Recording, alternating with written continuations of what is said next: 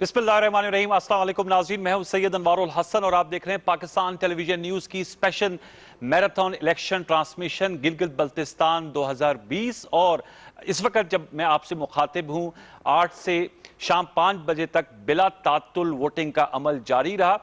इसके बावजूद कि इंतहाई ठंड है, सर्दी का मौसम है, गिलगित बल्तिस्तान में बर्फबारी भी हुई है, लेकिन लोगों ने बढ़ चढ़कर एक बेहतर भरपूर टर्नआउट से अपना हक राय दही इस्तेमाल किया है और इस वक्त वोटों की गिनती जारी है। 23 नशिस्तों पर इंतखाबी मार्का लड़ा जा रहा है और 33 कुल नशिस्तें हैं गिलगित बल्तिस्तान की कानून साज असम्बली की, लेकिन 24 जनरल सीट्स होती हैं। एक सीट पर इंतखाब नहीं हो सका क्योंकि कैंडिडेट जो है वफात पा गए थे। बाकी जो नशिस्तें होती हैं 9 वो रिजर्व सीट्स होती हैं। तो अब ये देखना है कि इस दफा गिलगित बल्तिस्तान में हुक्मरान कौन होगा, किसका वजीर आला होगा। क्या पाकिस्तान तहरीक इंसाफ जिनकी फेडरल में गवर्नमेंट है अपना वजीर आला मुंतखब करवाने में कामयाब हो पाएगी? क्या लोगों की राय उनके हक में जाएगी? बल्ले पे वोट पड़ा है या फिर हमने देखा है बिलावल भुट्टो जरदारी साहब जिन्होंने बड़ी मैसिव किस्म की इलेक्शन कैंपेन चलाई और इस वक्त भी वो गिलगित बल्तिस्तान में मौजूद हैं। क्या तीर जिन्होंने पहले इंतखाबी दंगल में जीत हासिल की थी और पहली अपनी हुकूमत बनाई थी गिलगित बल्तिस्तान में, या फिर शेर धाड़ेगा? क्योंकि मरियम नवाज साहबा को भी हमने देखा और उन्होंने भी बड़े जलसे किए और ये जो लास्ट गवर्नमेंट थी गिलगित बल्तिस्तान की वो PMLN की थी। तो ये अब चूंकि वोटों की गिनती का अमल जारी है, आने वाले चंद घंटों में सूरत हाल जो तस्वीर है वो वाजे हो जाएगी। यहाँ ये मैं जरूर क्रेडिट देना चाहूंगा गिलगित बल्तिस्तान की आवाम को कि जिस तरह भरपूर अंदाज में आज उन्होंने अपना हक रदाई इस्तेमाल किया है मौसमी मुश्किलात के बावजूद, और जिस तरह पुरअमन अंदाज में वोटिंग हुई है। तो पॉलिटिकल पार्टीज और पॉलिटिकल कैंडिडेट्स भी खराज तहसीन के मुस्तहिक हैं क्योंकि बहुत शदीद किस्म की इलेक्शन कैंपेन लड़ी गई। हमने देखा अली अमीन गंडापुर वहां पर मौजूद थे, जो फेडरल मिनिस्टर है मुराद सईद साहब मौजूद थे, वज़ीर आज़म इमरान खान इनकी यौम आज़ादी की तकरीबात में शिरकत के लिए गिलगित गए थे, 73वां यौम आज़ादी, और वहां पर उन्होंने खिताब भी किया था। बिलावल भुट्टो जरदारी साहब, मरियम नवाज साहब, यानी कि जो टॉप लीडरशिप है, हमें पहाड़ों में जहां पर यूजुअली उस तरह मैसिव इलेक्शन कैंपेन नहीं लड़ी जाती, लेकिन इस मौसम सरमा में वहां जो सियासी दर्जे हरारत है वो काफी ज्यादा तेज पाया गया और दावे भी किए गए हैं। PTI, मैं देख रहा था असद उमर साहब दावा कर रहे हैं कि PTI अपनी हुकूमत बना लेगी, शेख रशीद साहब दावा कर रहे हैं कि PTI और मजलिस वहदतुल मुस्लिमीन मिलकर और आजाद उम्मीदवार हुकूमत बना लेंगे। बिलावल भुट्टो जरदारी साहब का दावा यह है कि पीपल्स पार्टी जो है वो इस दफा जो है इंतखाबी मार्का अपने नाम करेगी, और मरियम नवाज साहिबा का दावा यह है कि मुस्लिम लीग नवाज जो है वो इंतखाबी जीत हासिल कर लेगी। ताहम अब जो दावे हैं इसके अलावा सर्वेस भी है, गैलप सर्वे हुआ, पल्स कंसल्टेंट का सर्वे हुआ, जिसने ये बताया कि PTI इस वक्त अवामी आरा में पीपल्स पार्टी और नून लीग से सबकत लिए हुए है। लेकिन अब चंद घंटों की बात है, जिसे कहते हैं हाथ कंगन को आरसी, क्या पता चल जाएगा कि बैलेट बॉक्स में जो वोट पड़ा है उसमें नतीजा किसके हक में आया है। और मेरी उम्मीद होगी कि जिस तरह एक अच्छी स्पिरिट में आज वोटिंग हुई है, उसी अच्छी स्पिरिट्स में जो इंतखाबी नताइज हैं इनकी कबूलियत होगी, क्योंकि ये इलाका, ये आप देख भी रहे हैं, जो हम थोड़ा सा हमने जो 23 नशिस्तें हैं उनका ब्रेकअप भी आपको दिया है। बेसिकली अगर आप व्यूअर्स में आपको बताता चलूं, 3 बड़े इलाके हैं। एक गिलगित का इलाका है जिनमें 9 हल्के हैं, दूसरा बल्तिस्तान का इलाका है जिसमें 9 हल्के हैं, और दयामीर है जिसमें 6 हल्के हैं। तो यहां पर कुल वोटर्स जो हैं वो 7,45,000 के करीब हैं, और इसके अलावा मर्द वोटर्स, खवातीन वोटर्स, ये हमारे जो PTV के ग्राफिक्स डिपार्टमेंट उन्होंने बताया है कि 20,491 मर्द वोटर्स, 16,681 खवातीन वोटर्स। ये मुख्तलिफ, ये ज़िला हुंजा है, यहाँ के मर्द वोटर्स की तादाद 51% है, 22,328, जबकि खवातीन वोटर्स की तादाद 21,275, 49%। कुल वोट जो है 43,603। आप इससे अंदाजा लगाएं खवातीन वोटर्स का कितना बड़ा जो है वो नंबर है, और उन्होंने वोट भी डाला है। जिला स्कर्दू है 53,999, 55% मर्द वोटर्स हैं, 44,571 खवातीन वोटर्स हैं, और 98,570 कुल वोट हैं जिला स्कर्दू, जहां पर आज ये इलेक्शन लड़ा जा रहा है। इसके अलावा जिला खरमंग, यहां पर 19,277 मर्द वोटर्स हैं, 16,343 खवातीन वोटर्स हैं, और कुल वोटर्स की तादाद 35,620 है। ये गिलगित बल्तिस्तान का हल्का नंबर 11 था। जिला शिगर, मर्द वोटर्स 20,511, जबकि खवातीन वोटर्स की तादाद है 17,446, और यहां पर भी 54 और 46 की तनासब है, और 37,997 कुल वोट हैं जिला शिगर में जो वोट कास्ट आज हुए हैं। मर्द वोटर्स जिला अस्तोर 34,063, जबकि खवातीन वोटर्स की तादाद है 28,338। कुल वोट हैं 62,401। ये तनासब है यहां पर। और काफी पॉलिटिकली वाइज वोटर्स हैं। जिला दियामीर 65,118 मर्द वोटर्स हैं, 54,334 खवातीन वोटर्स हैं और टोटल 1,19,452। इसका मतलब यहां पर जो वोटर्स हैं उनकी तादाद ज्यादा है। जिला दियामीर जो हल्का है इसमें जिला खिजर, यहां पर मर्द वोटर्स की तादाद है 62,714, खवातीन वोटर्स की तादाद है 52,600 और कुल वोट हैं 1,15,314। ये जिला खिजर है और गिलगित बल्तिस्तान असम्बली का हल्का 19वां है जिला खिजर। अब हम आपको जिला गांचे, यहां मर्द वोटर्स की तादाद 41,413, खवातीन वोटर्स की तादाद 35,400, कुल 76,000 से ज्यादा के ये वोट्स हैं। तो ये अब हम जो है, हमने आपको थोड़ा सा फैक्ट्स एंड फिगर्स इसलिए दिया कि आज दिन भर हम ट्रांसमिशन कर रहे हैं, अपने मौजूद मेहमानों से भी गुफ्तगू करेंगे, जरा तज्जिए भी लेंगे कि जो इलेक्शन कैंपेन थी उसमें क्या नारे लगाए गए, लोगों को कौन सी बात ज्यादा भाएगी। मोहसिन बेग साहब ने हमें स्काइप पर ज्वाइन किया है, उनको वेलकम करते हैं। मोहसिन बेग साहब अस्सलाम वालेकुम। वालेकुम सलाम जी। जी मोहसिन बेग साहब बताइएगा, बड़ा जबरदस्त किस्म का इंतखाबी मार्का ये नजर आ रहा है, भरपूर इंतखाबी मुहिम चलाई गई है। मेरे ख्याल में आपने भी हमने देखा है पाकिस्तान में तो बहुत ज्यादा इलेक्शन मुहिम होती है, लेकिन गिलगित बल्तिस्तान में जो इंतखाबी मुहिम थे उसमें पाकिस्तानी इश्यूज जो इस वक्त हैं, सियासी तनाव या हुकूमत अपोजिशन, वो भी सामने आए। फिर वहां के लोगों को भी अट्रैक्ट किया गया। वज़ीर-ए-आज़म इमरान खान ने प्रोविंशियल गवर्नमेंट का स्टेटस, सूबे का स्टेटस देने की बात की। बिलावल भुट्टो जरदारी साहब हक़ हकमियत, हक़ रोजगार की बात कर रहे हैं। मरियम नवाज साहब तरक्की की बात कर रही हैं।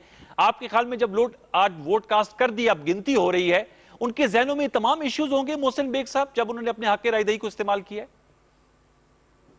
बहुत शुक्रिया अनवर साहब। पहली दफा ये हुआ है कि गिलगित बल्तिस्तान को और उनके खासकर इलेक्शन को ये अहमियत दी गई कि उसमें पाकिस्तान की जो मेन पॉलिटिकल पार्टीज हैं, उनके जो लीडिंग सरबराह हैं वो वहां पे गए। उन्होंने बहुत जलसे किए, बहुत जोरों शोरों से इलेक्शन मुहिम चलाई। लेकिन एक बात का ख्याल रखिए कि गिलगित हो या आज़ाद कश्मीर हो, वहां पे गवर्नमेंट्स जो हैं मोस्टली ट्रेंड भी यही है कि वो फेडरल गवर्नमेंट की तरफ देखते हुए फेडरल गवर्नमेंट से ही अपनी रहनुमाई लेते हैं और वहां पे गवर्नमेंट्स जो है वो फेडरल गवर्नमेंट के जेरे असर ही बनती हैं। अब जहां तक उनके लोगों का है, गिलगित बल्तिस्तान के अवाम का तल्लुक, बेसिकली अगर उनके भी इश्यूज तो पाकिस्तानियों के इश्यूज हैं। अगर यहाँ पे महंगाई है तो वहां पे भी होगी। वहां पे थोड़ा सा अंडर डेवलप्ड एरिया है, वो उनको डेवलपमेंट के लिए फेडरल गवर्नमेंट की तरफ ही देखना है। ये पहले एक जमाने तक NWF के, जिसको अभी हम KPK कहते हैं, उसके जेर असर रहा, तो पसमानदा था बहुत। वहां पे कोई काम उस तरीके से नहीं हुआ। जब से ये गवर्नमेंट्स बनी है, ये उनका तीसरा टेन्योर होगा, तो नेचुरली पीपल्स पार्टी और नून लीग जो है वो 2 बार हुकूमत कर चुके हैं। उन वक्तों में उन्हीं 2 पार्टियों की फेडरल गवर्नमेंट थी, इसलिए वहां पे भी उन्होंने गवर्नमेंट्स बनाई। आजकल क्योंकि पीपल्स पार्टी और नून लीग की हुकूमत नहीं है और तरीके इंसाफ की है, तो नेचुरली ट्रेंड उस तरफ हुआ। और कुछ थोड़ा सा जिसको हम प्री पोल बारीक काम कहते हैं वो भी हुआ, क्योंकि देखिए नून लीग के सारे मिनिस्टर छोड़ के, इवन उनके जो स्पीकर साहब थे वो भी छोड़ के PTI में चले गए।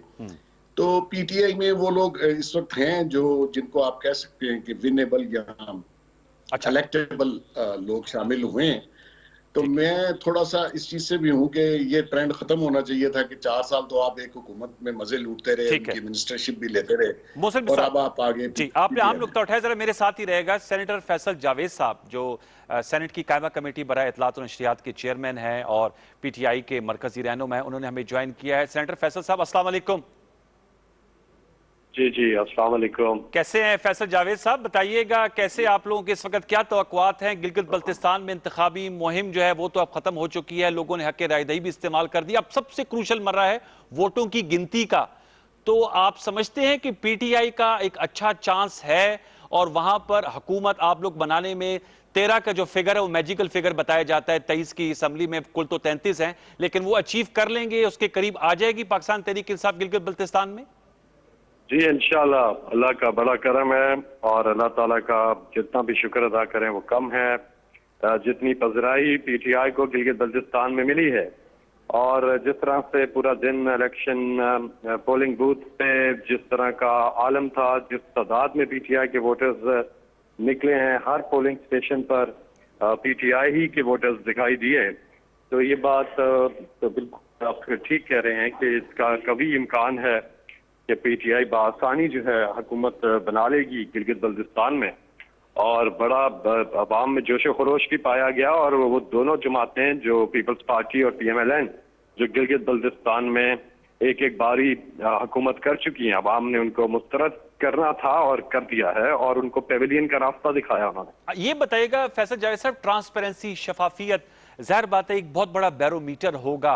बिलावल भुट्टो जरदारी साहब ने भी एक तवील कैंपेन की है, इस वक्त भी वहां पर मौजूद है, उन्होंने प्रेस कॉन्फ्रेंस भी की, मरियम नवाज साहबा ने भी बात कर रही थी। तो कितना आप लोगों के लिए खसूसी अहमियत का हामिल है कि जो शफाफियत है उसकी इंडोर्समेंट हो, ताकि ये जो एरिया है ये वैसे भी हमारे लिए बड़ा अहम है और स्ट्रेटेजिकली बड़ा क्रिटिकल है, कोई खुदा ना खास्ता कोई मुतनाज़ बात सामने ना आ जाए, तो शफाफियत के बैरोमीटर आप उससे मुतमईन हैं? अभी मोहसिन बेग साहब आपके साथ मौजूद हैं, वो कह रहे हैं इस ट्रेंड को भी खत्म होना चाहिए। उन्होंने तो लफ्ज यूज किया कि थोड़ा इलेक्शन से पहले वो बारीक काम भी हुआ है। मैं आपसे की मौजूदगी का फायदा उठा के जानना चाहूंगा, शफाफियत को किस तरह इंश्योर किया गया है और आप मुतमईन हैं उस हवाले से? जी हाँ, मोहसिन बेग साहब ठीक कह रहे हैं, क्योंकि शफाफियत जो है वो लाना, उसका होना, ये हमारा पहले दिन से पीटीआई का मौक़िफ़ है। हम जब 2013 का इलेक्शन हुआ था तो हमने बात ही इसकी की थी कि 4 हल्के खोल दें शफाफियत के लिए।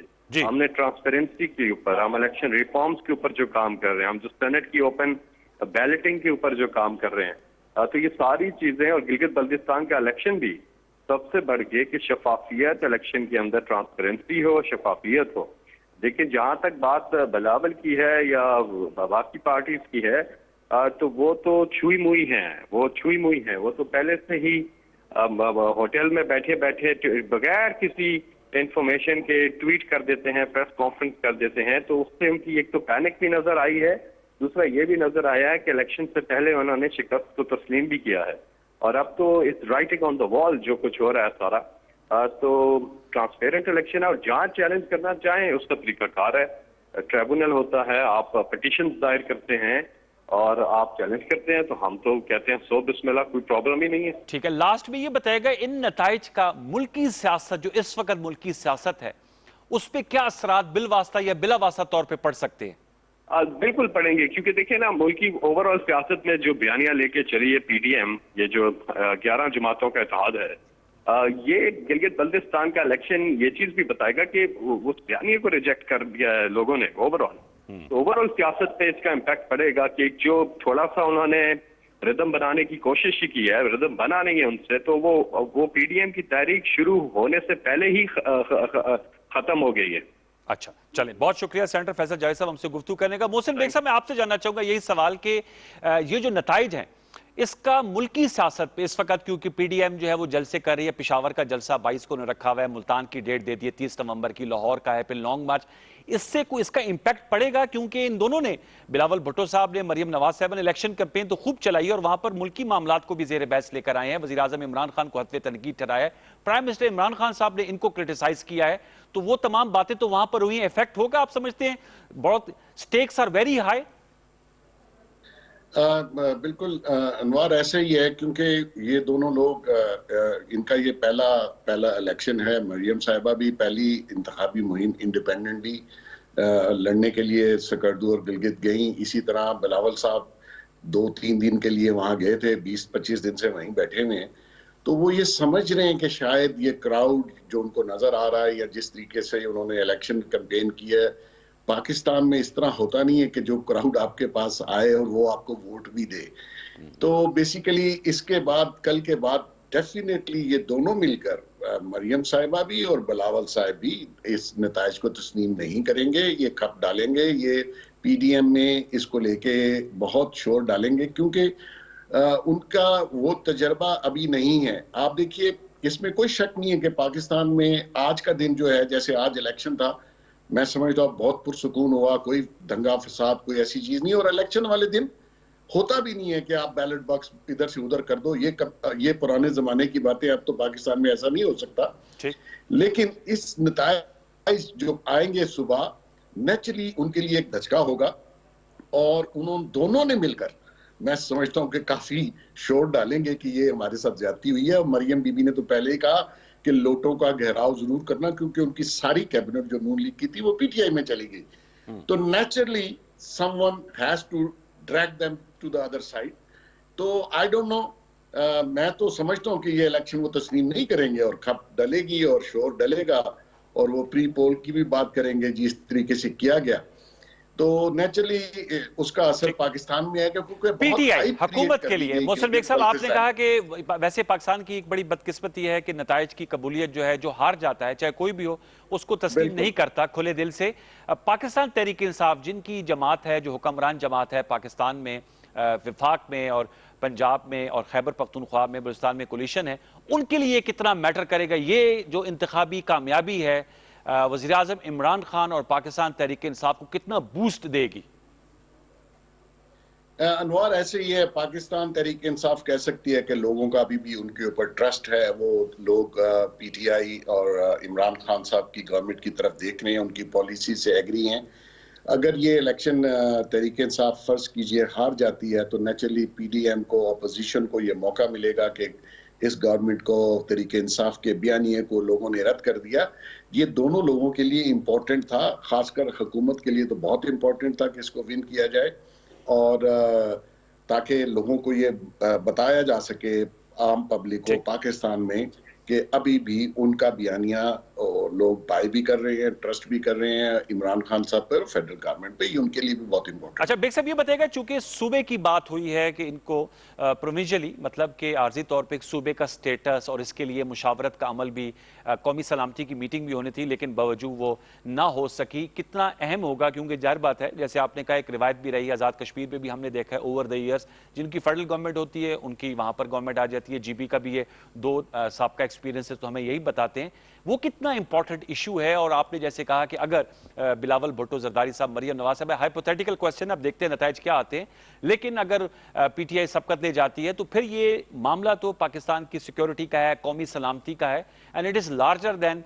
पॉलिटिकल, जिसे कहते हैं डिफरेंसेस। उसके लिए कितना अहम है सूबे के स्टेटस के हवाले से सियासी कंसेंसस के साथ इसका फैसला करना? देखिए, मैं समझता हूं कि थोड़े दिनों के बाद अगर ये स्टेटस के ऊपर मीटिंग की जाए तो शायद ये लोग ठंडे होकर इसमें शामिल हों और इसको बिल्कुल सूबे का दर्जा देना चाहिए, इसको मेन स्ट्रीम में लाना चाहिए। आपको पाकिस्तान की जिस तरह बाकी प्रोविंसेस हैं, ये बड़ा डिप्राइव्ड एरिया है, बहुत अच्छे लोग हैं, पढ़े लिखे लोग हैं, तो इसके ऊपर मीटिंग में इनको सियासत को एक साइड पे रखकर, देखिए ये कोई लास्ट इलेक्शन नहीं है जीबी में। ये जिस तरीके से आप सारे लोगों ने अवेयरनेस वहां पे जाके क्रिएट की, मैं बहुत अरसा अनवार वहां पे जाता रहा हूं, तो मुझे पता है वो बहुत सादे और सिंपल लोग हैं। उनके लिए इस किस्म की तकारीर, इस किस्म के जलसे, इतनी हाइप क्रिएट करना नेशनल लेवल पे, ये पहली दफा ही हुआ होगा, वहां पे तो ऐसा होता नहीं है जी। तो इनको चाहिए कि फ्यूचर को देखें, इसको प्रोविंस का दर्जा दीजिए। आज इलेक्शन है, 5 साल बाद फिर होगा, जो काम नहीं करेगा। अवेयरनेस बहुत है लोगों को, अब पहले वाली बात नहीं है।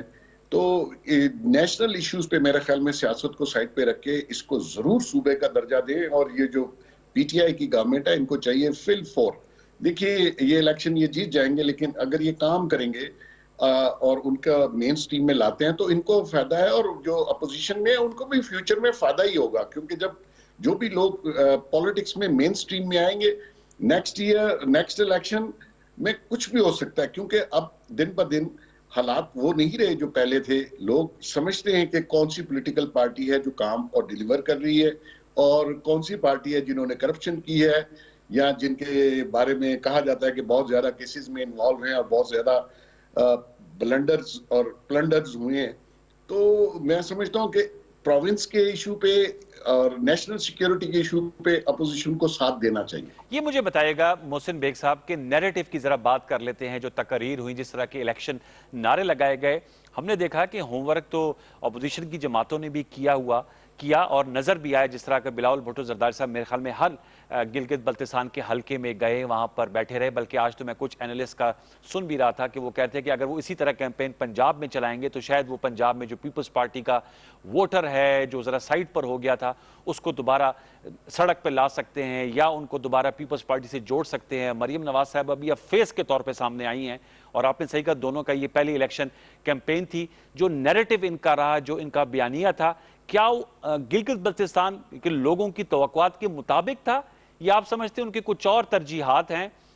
और ये पाकिस्तान के जो इश्यूज है वो भी पाकिस्तान से बुरा ज़ाहिर बात है, Gilgit Baltistan is also a part of अल्हम्दुलिल्लाह पाकिस्तान और सूबा हमारा बनेगा। उन्होंने, मैं देख रहा था कि खुद से डोगरा राज का जो झंडा है वो खुद उतारा था बगैर किसी बैरूनी मदद के और पाकिस्तान का झंडा लहराया था नवंबर 1947 में। तो बड़े जफाकश और बड़े बहादुर लोग हैं और पाकिस्तान से दिल्ली मोहब्बत करते हैं। सही जो लोगों की तरजीहात थी, जो वोटर्स की डिमांड थी, उनको रखते हुए इनका बयानिया था। अगर आज इनको पजीराई नहीं मिलती या इनको थॉट आउट करनी चाहिए अपनी स्ट्रेटेजी? अनवार भाई, बेसिकली दोनों के साथ लगेज बहुत ज्यादा है और वो लगेज इन दोनों को बजाय इसके के ऊपर जाने के वो नीचे खींचता है। इनका अपने आजाती तौर पे तो वो नेगेटिविटी इतनी ज्यादा नहीं है, लेकिन जब आप ओवरऑल नून लीग का या लीडरशिप का, पीपल्स पार्टी का लीडरशिप का जो बैगेज है, जो प्रीवियस हिस्ट्री है, उसको गिलगित बल्तिस्तान के अवाम को भी सारे इश्यूज का पता है। न्यूज़पेपर यहीं से जाते हैं, टेलीविजन आजकल प्राइवेट चैनल्स भी वहां पे हैं, तो इश्यूज उनको पता है। अब जैसे बिलावल साहब ने बहुत टाइम लगाया, अच्छी बात है, आप कैंपेन करें, जीत और हाथ मेरे साथ ही रहेगा। मैं चाहूंगा कि अलीना शिगरी ने भी हमें ज्वाइन किया है and she is a very well noted anchor and a journalist और ज़ाहिर बात है शिगरी हैं तो शिगर के इलाके का भी हम आपको बता रहे थे, वहां भी इंतखाबी वोटिंग आज हुई है। अलीना, अस्सलाम वालेकुम। जी बताइएगा आपका क्या एनालिसिस है? अब इस वक्त सबसे क्रूशल टाइम यही होता है जब वोटों की गिनती हो रही है और ज़ाहिर बात है हल्के इतने बड़े नहीं हैं, अगरचे दूर दराज जरूर होंगे, फैले हुए होंगे। कब तक हमें पता चल सकेगा कि कौन सी पार्टी जो है वो विनिंग पोजीशन में अब आ चुकी है? और क्योंकि दावे तो हर तरफ से हो रहे हैं, पीटीआई हुक्म जो भी दावा कर रही है, पीपल्स पार्टी का भी कहना है, तो मैं आपसे जानना चाहूंगा आपकी इस वक्त क्या एनालिसिस है कि क्या सूरत हाल सामने आ सकती है? जी, जो सूरत हाल इलेक्शन से कबल तक देखी गई वो बड़ी दिलचस्प थी। पहले कभी गिलगित बल्तिस्तान के इंतखाबात को इतनी अहमियत और इतना ऐसा कि कैंपेनिंग के पूरे वो दिनों के दौरान जो है सियासी कायदीन का वहां पर मौजूद होना, ऐसा कभी पहले देखा नहीं किया। छोटे पैमाने पे अगरचे जरूर ये कैंपेनिंग होती थी, कॉर्नर मीटिंग्स रिवायती तौर पे की जाती थी, बट इतना इंटरेस्ट के पाकिस्तान पीपल्स पार्टी के चेयरमैन हो जो कि 25-26 रोज से वहां पर मौजूद, और फिर पाकिस्तान मुस्लिम लीग नवाज यानी कि ऑपोजिशन पार्टीज का हमें रुझान इस तरफ ज्यादा नजर आया। पाकिस्तान तहरीक इंसाफ चूंकि हमेशा से एक एज सिटिंग गवर्नमेंट को हासिल रहता है इन इलेक्शंस में, इन इंतखाबात में, कि उनको जो है जाहिर है कि मतलब सेंटर में जिसकी गवर्नमेंट है उसके पास जो है उसको एक बर्तरी, एक स्लाइट एज उसके पास हासिल होता है। लेकिन अभी इंटरेस्टिंगली, जिस तरह मैंने कहा कि opposition parties specially Pakistan Peoples Party जितना मुतहरिक अपने वर्कर्स को करने में नजर आ रही थी गुज़िश्ता चंद दिनों से, तो इससे एक असल मुकाबला जो आज से पहले एक्सपेक्ट भी किया जा रहा था और आज देखा भी रिजल्ट के फॉर्म में भी नतीजा देखा जाएगा, वो इसको क्लोज कॉन्टेस्ट, और close contest Pakistan Peoples Party और पाकिस्तान तहरीक इंसाफ के दरमियान। पाकिस्तान मुस्लिम लीग नवाज को इस वक्त राइट ऑफ कर सकते हैं और मैं उसके भी रीजंस हैं वो इस हवाले से भी कि आपको पता है कि जीबी की आवाम जो है वो एक बड़े सेंसिटिव रीजन में बैठी है। 100% वहाँ का लिटरेसी रेट है, बाशऊर हमारे लोग हैं वहाँ के और बड़े मुहिब्बे वतन हैं, बड़ी कुर्बानियां दी हैं। जब जब पाकिस्तान को जरूरत पड़ी है, गिलगित बल्तिस्तान के लोगों ने अपनी कुर्बानियां जो हैं वो देने से गुरेज नहीं किया, हमेशा अपनी जानों के नजराने पेश किए, बड़ी शहादतें पेश की हैं। तो लिहाजा वहाँ पर जो एंटी स्टेट जो नैरेटिव है, जो बयानिया है, जो अपोजिशन जमात पाकिस्तान मुस्लिम लीग नवाज का जो था, वो बहुत ज्यादा बिका नहीं, वो बहुत ज्यादा लोगों ने एंटरटेन नहीं किया। और क्या ये भी वजह है अलीना कि चूंकि इन्होंने वहां पर हुकूमत की है तो अक्सर कहते हैं ना एंटी इनकम्बेंसी फैक्टर भी आ जाता है? एब्सोल्युटली, आप देखें उनके राइट्स के हवाले से जो वो कॉन्स्टिट्यूशनल राइट्स डिमांड करते थे वहाँ के लोग, वो तो उनके जायज हुकूक की वो बात करते थे। 2018 में मुस्लिम लीग नवाज की हुकूमत ने जाते जाते भी एक जो वो वॉइस रॉय पैकेज जो कहा जाता था, वो जो एक ऑर्डर उन्होंने पेश किया था, उस हवाले से भी लोगों में बड़ी एक एनिमोसिटी थी, बड़ा गम और गुस्सा था। वहां पे लोग जो हैं वो अगरचे उन्होंने बड़े पीसफुल प्रोटेस्ट ही किए, लेकिन वो सड़कों पे बाहर उसके खिलाफ जरूर बाहर नजर आए।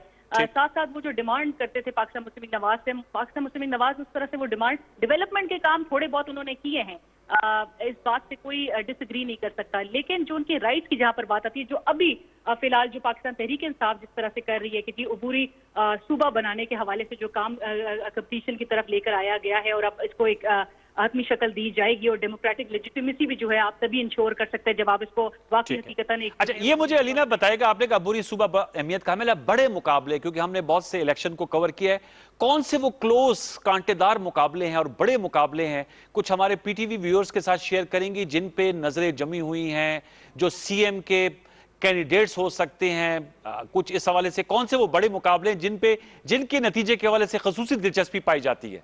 देखिए, दिलचस्प फैक्टर ये भी रहा है कि पाकिस्तान तहरीक इंसाफ ने they manage to get electables, जो पाकिस्तान मुस्लिम लीग नवाज के दो तीन बड़े बड़े नाम थे, जो स्पीकर साहब फिदा मोहम्मद नशाद साहब और इब्राहिम सनाई साहब जो साबिक एजुकेशन मिनिस्टर है वहाँ के, उनको हासिल करने में पाकिस्तान तहरीक इंसाफ, उनको शमूलियत इख्तियार करने पे जो है वो कामयाब नजर आई और वो पाकिस्तान तहरीक इंसाफ में शामिल हो गए। पाकिस्तान मुस्लिम लीग नवाज के लिए एक बहुत बड़ा डेंट था। पाकिस्तान तहरीक इंसाफ के जहां पर आपको पता है, जिस तरह 23 हल्कों में आज इलेक्शन कंडक्ट किया गया, पोलिंग का अमल नजर आया, और जो एक हल्का है 22 नवंबर को वहां पर पोलिंग होगी, और वो हल्का है सैयद जाफर शाह साहब, पाकिस्तान तहरीक इंसाफ के कैंडिडेट जो जिनकी वफात हुई। वो एक पाकिस्तान तहरीक इंसाफ को भी एक बड़ा धचका उस कॉन्स्टिट्यूंसी में, उस हल्के में 22 नवंबर को जहां पर पोलिंग होगी वहां पर जरूर देखा जा सकेगा, बिकॉज सैयद जाफर शाह साहब की भी एक पॉलिटिकल स्टैंडिंग थी। लेकिन तहरीक इंसाफ के लिए प्लस पॉइंट ये भी था कि ये इस्लामी तहरीक और मजलिस वहदतुल मुस्लिमीन का सपोर्ट करना कि उनके कैंडिडेट्स को जो है रिलीजियस फैक्टर, इसका मतलब वहां पर इंपॉर्टेंट है। और JUIF ने भी पिछले इलेक्शन में सीट हासिल की थी, हमने मौलाना फजल रहमान साहब को वहां पर नहीं देखा, तो वो रिलीजियस, इसकी क्या वजह आपके ख्याल में हो सकती है कि मौलाना साहब ने रुख नहीं किया?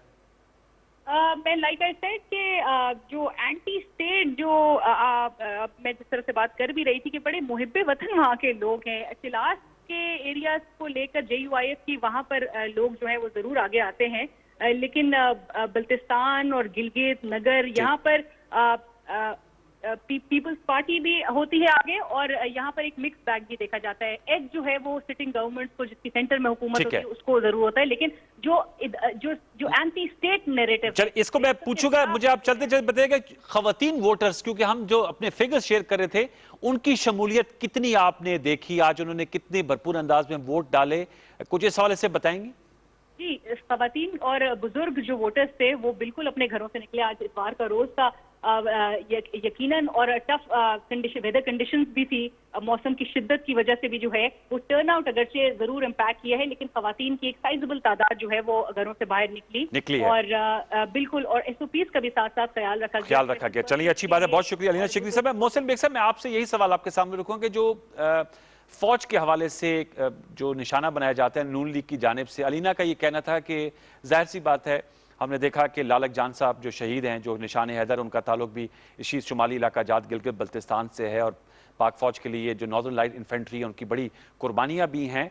तो ये जो मरियम नवाज साहब का स्टांस था, नवाज शरीफ साहब भी गालिबन वहाँ कोई तकरीर नहीं की वीडियो लिंक पे, अमूमी तौर पे वो जलसों में करते हैं, स्वात के जलसे में उन्होंने की, गुजरावाला के जलसे में उन्होंने की थी, कोयटा के जलसे में की। आप समझते हैं ये हर्ट कर रहा होगा PMLN को, और जैसे उन्होंने कहा इलेक्टेबल्स भी चले गए वहां से PTI? देखिए, ये एक फैक्टर जरूर हो सकता है, क्योंकि गिलगित बल्तिस्तान के मेजॉरिटी जो है वो उसमें सिक्योरिटी फोर्सेस में और उनका तल्लुक फौज से रहा है किसी ना किसी तरीके से, और फौज की बहुत कुर्बानियां हैं उस एरिया में, और बहुत बड़ा एक फुटप्रिंट है फौज का, जिसकी वजह से लोग रिस्पेक्ट भी करते हैं। तो ये एक रहा होगा, लेकिन आपने जैसे देखा, इसीलिए मेरा ख्याल में नवाज शरीफ साहब ने किसी भी जलसे में, गिलगित में बड़ा जलसा था, स्कर्दू में भी साइजेबल जलसा था, उसमें कोई ऐसे तकरीर नहीं करवाई गई उनसे, क्योंकि वो बयानिया उन एरियाज में नहीं बिक सकता। वो शायद बलूचिस्तान में तो चल जाए, लेकिन गिलगित बल्तिस्तान में ऐसा नहीं हो सकता। इसीलिए उन्होंने अवॉइड भी किया, और वो फैक्टर भी हो सकता है, लेकिन मेन फैक्टर मैं समझता हूँ कि जो उनके इलेक्टेबल्स थे वो सारे इलेक्टेबल्स। छोड़ के चले गए, तो वो भी एक उनके लिए बहुत बड़ा धचका है अब ये नून मुझे लीग के लिए। बताएगा मोहसिन बेग साहब, जो सीएम के लिए जाहिर बात है, मैं देख रहा था हाफिज हफीजुर रहमान साहब नून लीग से इलेक्शन में खड़े हैं, अभी ये वो सीएम थे। मेहदी शाह साहब जो पीपल्स पार्टी के पहले टर्म में वो सीएम थे। पीटीआई का कौन सा कैंडिडेट है जो आप समझते हैं कि वो सीएम बन सकता है? कुछ इसमें आपके इस हवाले से हमें कुछ बताएंगे? अनवर भाई, पहले नाम लेना तो मुनासिब नहीं है, ये फैसला तो मेरा ख्याल में इस्लामाबाद की लीडरशिप पे मुनसर होगा कि वो वहाँ पे किसको नॉमिनेट करते हैं एज ए चीफ मिनिस्टर, या गिलगित बल्तिस्तान में जो उनकी जमात में से शायद ही कोई आगे निकल आए वॉलंटियरली, या उसको ये साइजेबल पार्टी के अंदर से एक्सपोर्ट मिल जाए जिससे वो, तो मैं समझता हूँ कि अभी तो शायद ठीक है। हफ्ता लगेगा कि किसी को ये नॉमिनेट करे एज ए चीफ मिनिस्टर। मौलाना फजल रहमान साहब, जेओईएफ की पिछली असेंबली में एक सीट थी, उनको हमने वहां नहीं देखा। रिलीजियस वोट भी है, जाहिर बात है मसलकी वोट है, रिलीजियस वोट है। जैसे अभी अलीना बता रही थी कि मस्जिद वहादतुल मुस्लिमीन का वोट बैंक है, इस्लामी तहरीक वहां पर वो बड़ी प्रोएक्टिव है, जेयूआईएफ है, वो वहां पर नहीं गए, अगरचे वो पीडीएम के सरबराह भी हैं और अपनी जमात के अमीर भी हैं।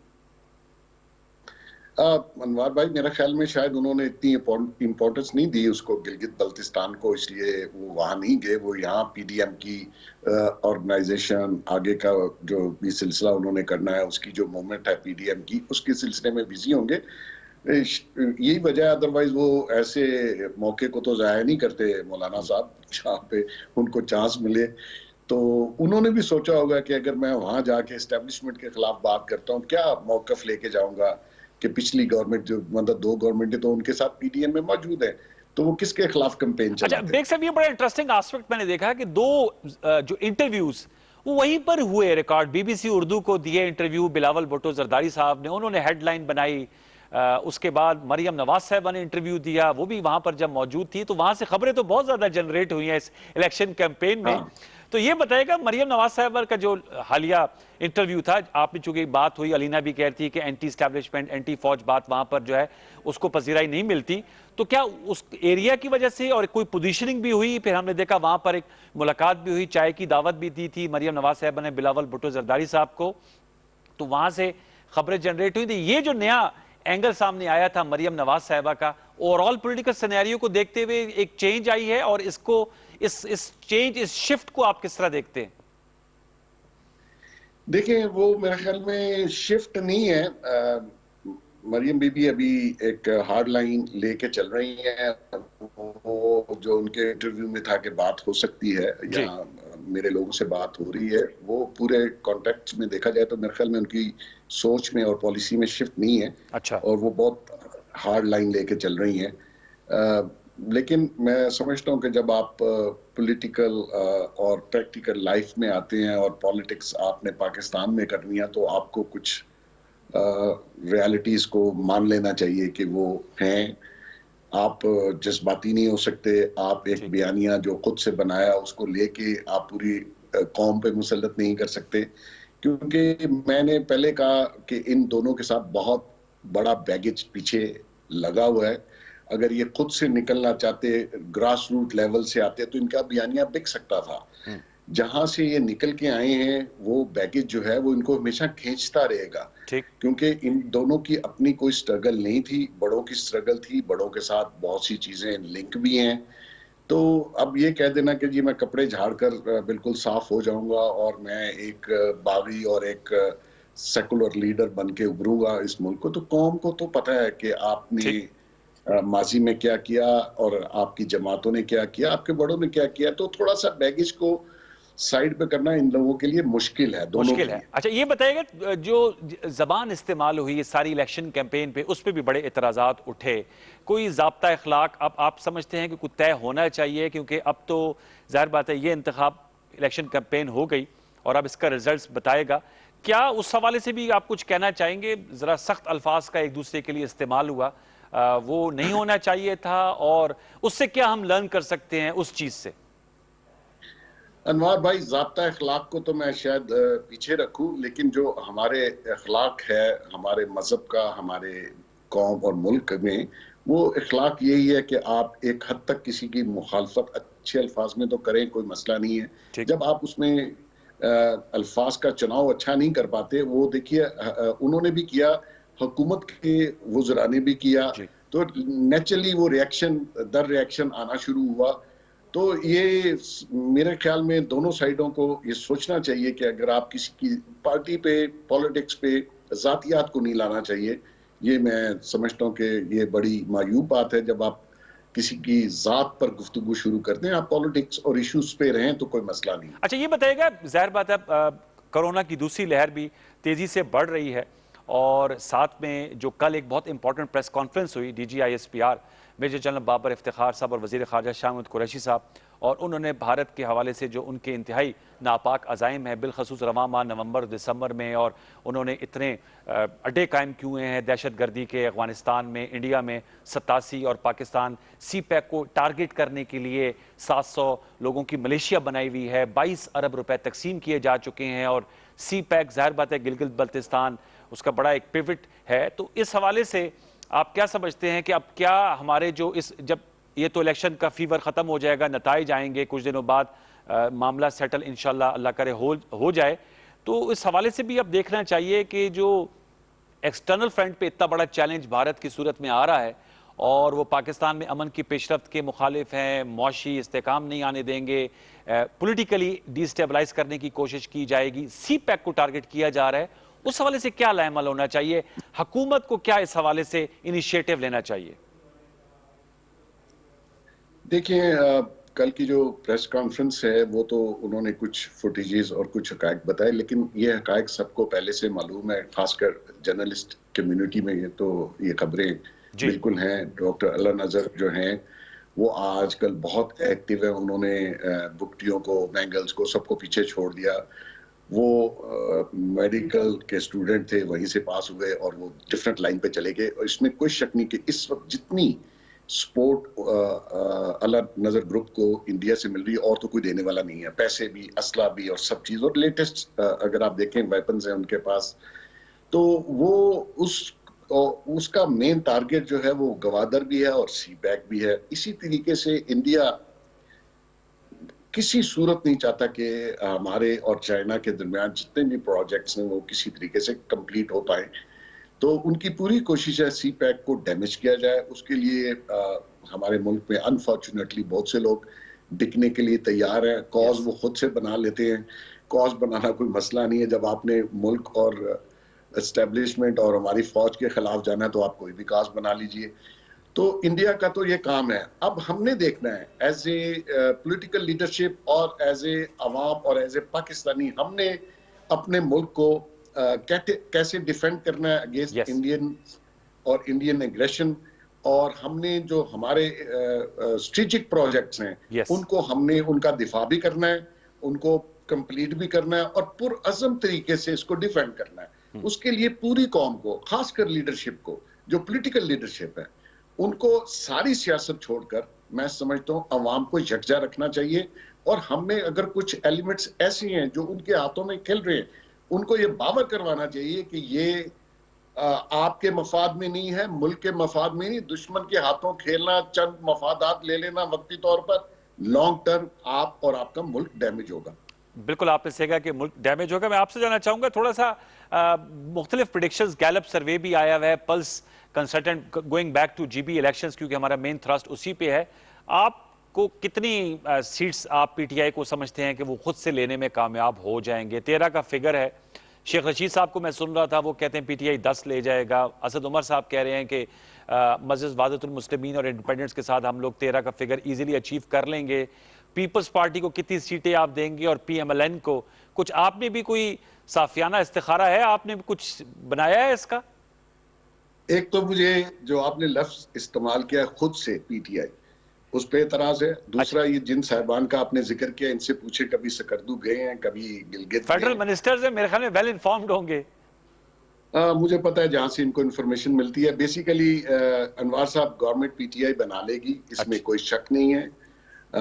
वो चाहे आजाद एक दो लोग मिल जाएं या जिनसे कोलिशन इन्होंने किया उनके अगेंस्ट इन्होंने लोग खड़े नहीं किए, तो मैं समझता हूं कि PTI अगर 8 या 9 सीटें लेके जाती है और इजीली गवर्नमेंट बना लेगी, जिसके पास 13 का फिगर पूरा करना कोई इशू नहीं है। जब सरकार आपकी फेडरल गवर्नमेंट हो तो इशू नहीं है।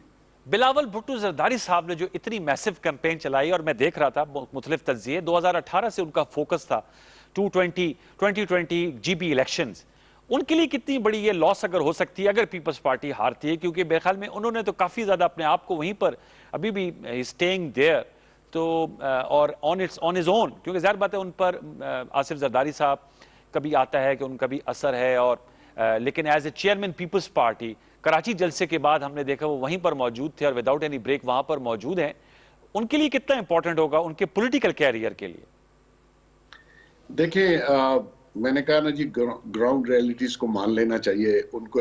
उन्होंने कैंपेन अच्छी की है, वहां पे रहे हैं, मेहनत की है, इसमें कोई शक नहीं है। ग्राउंड रियलिटीज डिफरेंट हैं, वो उनको सुबह पता चल जाएगा। नेचुरली धचका लगा होगा या लगेगा। मकसद ये है कि आपने कैंपेन बहुत अच्छी की, विन और lose is a part of game. आपको इसी तरीके से कैंपेन करनी चाहिए। और मैं समझता हूं कि अगर कल के बाद ये पीपल्स पार्टी या नून लीग हारते हैं तो दोनों बड़े इमोशनल हैं, लीडरशिप बड़ी इमोशनल है दोनों के हाथ में, तो इनको चाहिए कि इसको मान के आगे चले। कासिम नसीम साहब मुझसे साहब हमारे साथ मौजूद हैं, हमारे नुमाइंदा पीटीवी हैं स्कर्दू से, जरा उनसे अपडेट लेते हैं, क्योंकि व्यूअर जाहिर बात है आप लोगों की, हम तो यहाँ पर सियासी एनालिसिस भी कर रहे हैं लेकिन ज्यादा आप लोगों की दिलचस्पी होगी नतायज की वजह से। कासिम नसीम साहब अस्सलाम वालेकुम। वालेकुम सलाम जनाब अली, बताइएगा इस वक्त क्या अपडेट है आपके पास? जी, अभी वोटों की गिनती का अमल जारी है और मुख्तलिफ हलकों से मुख्तलिफ पोलिंग स्टेशन के नताइज की आमद का सिलसिला जारी है। अब तक जो गैर हतमी गैर सरकारी जितने नताइज मौसूल हुए हैं उनके हिसाब से स्कर्दो हल्का 1 जो जिस सब की नजरें थी और बहुत अहम हल्का इसको माना जाता था, क्योंकि यहाँ से पीटीआई की तरफ से यहाँ के डिस्ट्रिक्ट प्रेसिडेंट है राजा जकरिया खान, वो इलेक्शन लड़ रहे हैं, और पाकिस्तान पीपल्स पार्टी की जानिब से साबिक वजीर आला सईद मेहंदी शाह साहब इस हल्के में कंटेस्ट कर रहे हैं, और पाकिस्तान मुस्लिम लीग नून की जानिब से साबिक सूबाई सीनियर वजीर हाजी अकबर ताबान साहब यहाँ से उम्मीदवार थे। तो अब तक जितने पोलिंग स्टेशन के नताइज आए हैं उनमें राजा जकरिया पीटीआई के वो इसको लीड कर रहे हैं और वो जीतने की पोजीशन में आ चुके हैं। अच्छा, जीतने की पोजीशन में आ चुके हैं। जी जी जी, आप बता रहे हैं आपने, हाँ ये बहुत हल्का है आपने जो बताया है, मेहदी शाह साहब का बताया, हाजी अकबर साहब और राजा जिक्रिया साहब। इस वक्त राजा जिक्रिया साहब गैर हतमी गैर सरकारी नतीजे के मुताबिक प्रोग्रेसिव रिजल्ट में लीड कर रहे हैं। कितनी लीड है उनकी कासिम, कितनी लीड है? जी, उनकी लीड इस वक्त 500 से जायद की लीड बता रहे हैं, लेकिन अभी एक आध पोलिंग स्टेशन का नतीजा बाकी है। फिर कल को ये सरकारी जो बैलेट है, जो पोस्टल बैलेट है, जो मुलाजमीन जो जहां ड्यूटी पे जाते हैं उनके बैलेट आएगा, तो इसमें ऊंच नीच हो सकती है, लेकिन अभी तक 500 से जायद की लीड बता रहे हैं जो राजा जकरिया है पाकिस्तान तहरीक इंसाफ के, वो यहाँ से लीड कर रहे हैं। और स्कर्दू में इसके अलावा भी जो स्कर्दू हल्का नंबर 2 है, जी जी प्लीज, स्कर्दू जो हल्का नंबर 2 है वहां पर तहरीक इंसाफ और मजलिस वहदतुल मुस्लिमीन का इत्तेहाद था। इन्होंने कंबाइन उम्मीदवार सामने लाया था, यहाँ से सीट एडजस्टमेंट हुई थी और वहदतुल मुस्लिमीन को उन्होंने सपोर्ट किया था तहरीक इंसाफ ने। तो वो अब तक के जो पोलिंग स्टेशन आए हैं उनमें वो लीड कर रहे हैं, और उनके बाद जो है जो पाकिस्तान पीपल्स पार्टी का कैंडिडेट है वो दूसरे नंबर पे आ रहा है।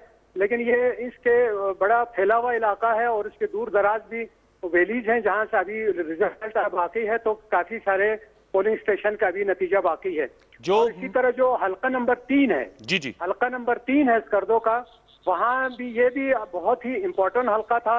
यहाँ से मौजूदा असेंबली के सिटिंग, ये जो साबिक असेंबली के सिटिंग स्पीकर हाजी फिदा मोहम्मद नाशाद साहब, वो जो है पीटीआई के टिकट पे इलेक्शन कंटेस्ट कर रहे हैं, वो खासे पीछे लग रहे हैं। उनके मुकाबले में आजाद उम्मीदवार है वजीर सलीम। अच्छा, वो आगे यहाँ से लीड ले रहे हैं। मेरे साथ ही रहेगा, आपने बड़ी अच्छी इंफॉर्मेशन दी है कासिम, मेरे साथ ही रहेगा डॉक्टर शहबाज गिल साहब ने, प्राइम मिनिस्टर के स्पेशल असिस्टेंट हैं, मामले खसूसी हैं, उन्होंने हमें ज्वाइन किया है। डॉक्टर शहबाज गिल साहब अस्सलाम वालेकुम।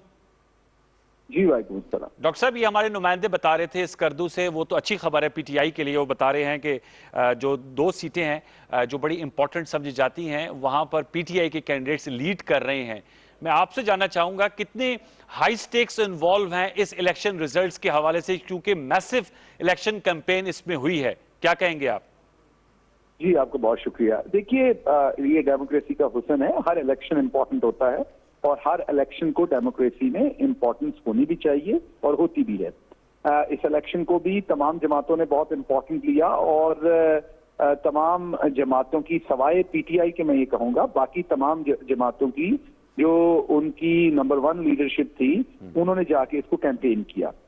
अल्लाह का शुक्र है कि हमारी जो क़यादत थी, जिसमें आप ये कहेंगे कि प्राइम मिनिस्टर साहब तो क्योंकि आप वैसे भी अपने ओहदे की वजह से वहां पर नहीं कर रहे थे कैंपेन, उसके अलावा भी असद उमर साहब हों या शाह महमूद कुरैशी साहब हों या शफकत महमूद साहब हों, जितनी भी सीनियर लीडरशिप है वो नहीं गई। उसके बाद जो हमारे यंगस्टर्स थे उन्होंने वहां पर कैंपेन की। अली अमीन गंडापुर ने बहुत बेहतरीन कैंपेन की, मुराद सईद ने, जुल्फकार बुखारी साहब ने, और उसका समर हमें नजर आ रहा है कि अवाम वहां की फैसला कर चुकी है कि उन्होंने इमरान खान के विजन को वोट करना है। और जितने भी पोल्स थे, जितने भी एग्जिट पोल्स थे, वो बड़ा वाजे दिखा रहे थे कि वहां पे इमरान खान का नजरिया, पाकिस्तान तहरीक इंसाफ बड़ा वाजे लीड कर रही थी। और अगर आप नंबर देखें तो इवन जो प्रो पीएमएलएन गैलप सर्वे प्रो पीएमएलएन समझा जाता है, उसमें भी पीटीआई, क्योंकि इतना ज्यादा वाजे फर्क था कि उसमें भी वो आगे थी पीटीआई। तो हम उम्मीद कर रहे हैं कि 15 से 16 सीटें इंशाल्लाह पीटीआई जो है वो निकालेगी अपने उम्मीदवारान, और कुछ 1, 2, 3 आजाद उम्मीदवार जो हमारे ही लोग हैं, लेकिन उनको हम टिकट नहीं दे सके क्योंकि 1 से ज्यादा लोग वहां टिकट मांग रहे थे। तो वो जब आजाद जीतेंगे तो इंशाल्लाह वो भी पीटीआई में शामिल होंगे। तो हम 15 से 17 के करीब हम एक्सपेक्ट कर रहे हैं इसमें अपनी सीटें, और फिर दूसरे हमारे 1-2 इत्तेहादी हैं उनकी भी हम वहां पर सीटिंग एक्सपेक्ट कर रहे हैं। डॉक्टर साहब, ये शफाफियत के हवाले से आपकी क्या राय है? ऑपोजिशन जो है उन्होंने प्री पोल के हवाले से भी कहा कि नून लीग मरियम नवाज साहबा ने कहा कि उनके जो थे स्पीकर थे या वजीर थे वो पीटीआई में शामिल हो गए, उनका घेराव होना चाहिए, लोटों की सियासत नहीं होनी चाहिए। बिलावल साहब जो हैं, आपने अली अमीन गंडापुर साहब की बात की, उनको एतराज़ था कि वो वजीर हैं, और आज भी मैं उनको सुन रहा था। तो इन एतराज़ात को कैसे खत्म किया जा सकता है, ज़ाइल किया जा सकता है? इसके 2 पहलू हैं। देखिए, ज़ाब्ता इखलाक जब होता है तो सबको उसको फॉलो करना होता है, क्योंकि लेवल प्लेइंग फील्ड आपने देनी होती है। कानून बनाने का, ज़ाब्ता बनाने का मकसद मेन होता है कि लेवल प्लेइंग फील्ड। हमारी तरफ से किसी ने जाकर वहां पर, हालांकि जो हमारे मुतल्लिका वजीर हैं अली अमीन गंडापुर, उनका काम है वहां पे होना रहना, जो उनका एक किस्म की वो उनका ऑफिस है, वो उनको वहीं पर तरक्याती कामों को भी देखना है, मामला भी देख रहे हैं, लेकिन वो भी वहां पर मौजूद नहीं थे जब तक के बिलावल जरदारी ने वहां पर जाके एक्टिवली कैंपेन शुरू नहीं कर दी। जब इन्होंने कर दी, क्योंकि ज़ाब्ता इखलाक में बड़ा क्लियरली लिखा हुआ है कि कोई पब्लिक ऑफिस होल्डर जो है वो इसमें हिस्सा नहीं लेगा। एक एमएनए भी क्योंकि एक्सचेकर से तनख्वाह लेता है, मुराद लेता है, वो भी पब्लिक ऑफिस होल्डर है, वजीर भी है। जब इन्होंने उसको इन्होंने ज़ाब्ता इखलाक को फॉलो नहीं किया, लेवल प्लेइंग फील्ड नहीं रहने दिया, जारी बात है हमें भी कैंपेन करनी पड़ी। उसके बाद जो वहां से अदालती फैसला आया, आप देख लें, उसमें भी उन्होंने तमाम पब्लिक ऑफिस होल्डर्स जिसमें एमएनए थे उनको भी उसमें उन्होंने एक ही कानून बनाया, और उसके बाद इजाजत दी जो हायर कोर्ट थी उसने कि कर लें कैंपेन। तो पहली बात तो ये इनका एतराज गलत है, हम कैंपेन करने नहीं गए, ये वहां पर पहले गए। दूसरी बात जो मरियम साहबा कर रही है कि कोई शामिल हो गया हमारी पार्टी में, देखिए ये जो पॉलिटिकल पार्टीज होती हैं वो कोई माफिया नहीं होती कि आप बाहर उसको छोड़ेंगे तो कोई आपको गोली मार देगा। जो नवाज शरीफ साहब थे, उन्होंने आप देखिए कितने ग्रुप चेंज किए पीएमएलएन में, उससे पहले वो तहरीक इस्तिकलाल में थे। ये आपका हक होता है कि अगर आप किसी पॉलिटिकल पार्टी के नजरिए, मैनिफेस्टो या किसी भी वजह से उसके साथ ना खड़े होना चाहें तो आप इलेक्शन से पहले किसी और पार्टी को ज्वाइन करें, उसके टिकट के ऊपर इलेक्शन लड़े। इसको लोटा नहीं कहते, लोटा कहते हैं जब आप किसी के इलेक्शन किसी की टिकट पर लड़ें, उसी का वोट आपके वोट बैंक में शामिल हो, और उसके बाद आप किसी और के इंटरेस्ट को प्रोटेक्ट करें और अपनी पार्टी को पिच करें, वो होता है लोटा। अगर इस तरह तो कायदे आजम रहमतुल्लाह अलैह ने भी कांग्रेस छोड़ के मुस्लिम लीग में उन्होंने शमूलियत की थी। पार्टी तो कोई भी चेंज कर सकता है। आपकी बात सही कि इलेक्शन से पहले अगर कोई पार्टी चेंज करता है। ठीक है, बहुत शुक्रिया डॉक्टर शहबाज गिल साहब, thank you for joining us. Mohsin Baig साहब, आपका बहुत शुक्रिया, आपने ज्वाइन किया। अलीना शिगरी हमारे साथ मौजूद थी, और सेनेटर फैसल जावेद साहब। वक्त हुआ जाता है हेडलाइंस का, आपको हेडलाइंस की तरफ लिए चलेंगे न्यूज स्टूडियोज, उसके बाद लौट के आएंगे और गिलगित बल्तिस्तान में जो हमारी special marathon marathon election transmission है उसमें आपको दोबारा इस हवाले से तजिए भी देंगे और अपडेट्स देंगे। स्कर्दू के हवाले से हमारे नुमाइंदे ने जो अपडेट्स दी वो बड़ी इंपॉर्टेंट है, क्योंकि मेहदी शाह पे बड़ा पीपल्स पार्टी बैंक कर रही है, लेकिन वो बता रहे हैं कि राजा जिक्रिया साहब जो पीटीआई के हैं वो इस वक्त लीड कर रहे हैं, 500 की लीड है, और जो कल जो ऑफिशियल बैलेट्स हैं वो भी काउंट होंगे। देखते हैं बाकी जो बड़े मुकाबले उनके क्या गैर सरकारी और क्या गैर हतमी नताइज हैं। पीटीवी में हम आपके साथ शेयर करेंगे, लेकिन छोटा सा वक्फा लेते हैं, वक्फे के बाद दोबारा लौट के आएंगे।